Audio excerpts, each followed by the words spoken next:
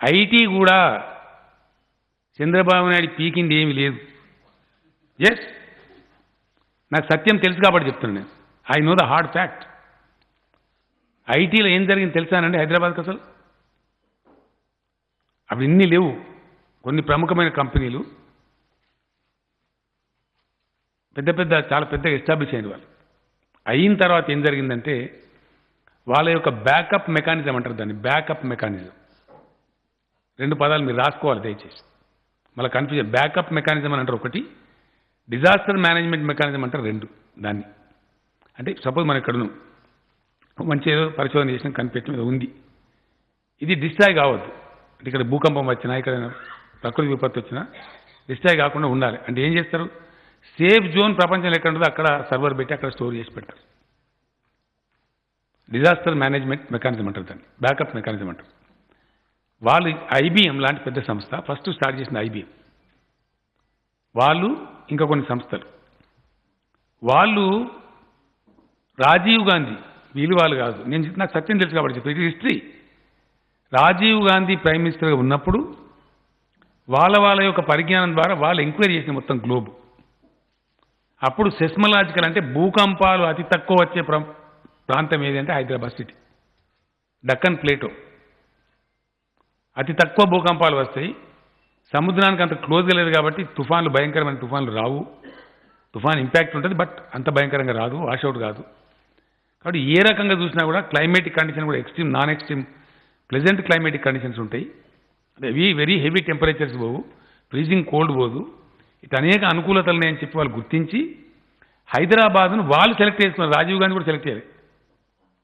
వాళ్ళు సెలెక్ట్ చేసుకొని రాజీవ్ గాంధీని రిక్వెస్ట్ చేసిన, వాళ్ళ దేశ ప్రధాని కాబట్టి, మీ దేశంలో పలానా చోట హైదరాబాద్ అనే సిటీ ఉంది, అక్కడ మేము మా డిజాస్టర్ మేనేజ్మెంట్ మెకానిజం పెట్టుకుంటాం, మా సర్వర్స్ పెట్టుకుంటాం, మాకు పర్మిషన్ ఇప్పియండి అని అడిగినారు. అప్పుడు అనుకోకుండా ఎన్ జనార్దన్ రెడ్డి గారు ఇక్కడ చీఫ్ మినిస్టర్గా ఉన్నారు. ఎన్ జనార్దన్ రెడ్డి గారు చీఫ్ మినిస్టర్గా ఉంటే రాజీవ్ గాంధీ జనార్దన్ రెడ్డి గారిని ఢిల్లీకి పిలిపించి, ఇది మంచి అవకాశం, మీరు దీన్ని ఏర్పాటు చేసుకొని మీ ఐటీ మీకు పెరుగుతుంది, మీ సిటీలో మీ ప్రాంతం బాగుందని అంతర్జాతీయ ఐటీ కంపెనీలు అడుగుతున్నాయి, దీన్ని ఛాన్స్ తీసుకొని పెట్టుకోమన్నారు. యాక్చువల్లీ ఈ రోజున్న సైబర్ టవర్స్ ఉంది కదండి, సైబర్ టవర్స్కు ఆద్యుడు రాజీవ్ గాంధీ, ఇద్దరు దివంగతులే పాపం, ఎన్ జనార్దన్ రెడ్డి. ఆయన పునాదిరా వేసినాడు ఎన్ జనార్దన్ రెడ్డి. ఏ రాజీవ్ గాంధీ గారు అయితే తెలంగాణ బిడ్డ అంజయ్యను అవమానించారో, ఆ అంజయ్య గారి పేరు పక్కనే ఉండే పార్కుకు పెట్టింది ఆనాడు ప్రభుత్వం. కానీ అంజయ్య గారి పేరు పోయింది, అది లుంబిని పార్క్ అయింది.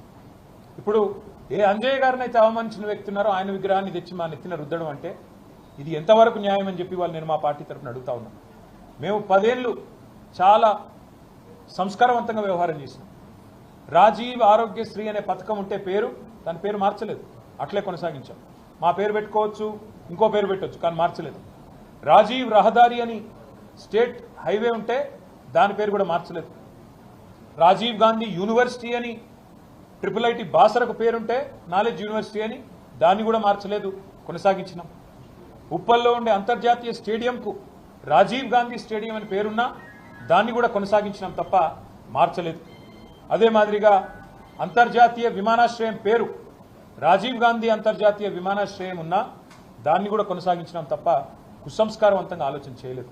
కానీ ఇవాళ బాధతోనైనా చెప్పక తప్పడం లేదు. మీరు తెలంగాణ తల్లిని అవమానించిన తర్వాత, తెలంగాణ అస్తిత్వానికి ప్రతీక అయిన మనందరి తల్లి లాంటి తెలంగాణ తల్లిని మీరు అగౌరవపరిచిన తర్వాత తప్పకుండా ఈ మాట బాధతోనే చెప్తా ఉన్నాం. రాజీవ్ గాంధీ గారు మరి తెలంగాణకు ఆయనకు సంబంధం ఏందో నాకే తెలియదు. రాహుల్ గాంధీ దగ్గర మార్కులు కొట్టేయాలంటే మీ గాంధీ భవన్లో పెట్టుకో, లేదా జూబ్లీహిల్స్లో నీ ఇంట్లో పెట్టుకో, ఎవరు వద్దంటలేదు. కానీ ఇవాళ తెలంగాణ సెక్రటేరియట్ ముందు రాజీవ్ గాంధీ విగ్రహాన్ని పెట్టి ఏ కాంగ్రెస్ పార్టీ అయితే వందలాది మంది పిల్లల ప్రాణాలు తీసిందో ఆ కాంగ్రెస్ పార్టీ మళ్ళొక్కసారి క్రూర పరిహాసం ఆడే విధంగా తెలంగాణతో, తెలంగాణ అస్తిత్వాన్ని, తెలంగాణ ఆత్మగౌరవాన్ని దెబ్బతీసే విధంగా వ్యవహారం చేస్తూ ఉన్నారు. మేము తప్పకుండా మాటిస్తా ఉన్నా మా తెలంగాణలోని అన్నదమ్ములకి, ఆడబిడ్డలకి, మన పోరాటమే అస్తిత్వ పోరాటం, ఆత్మగౌరవ పోరాటం. తప్పకుండా మనం మళ్ళీ తిరిగి వస్తాం.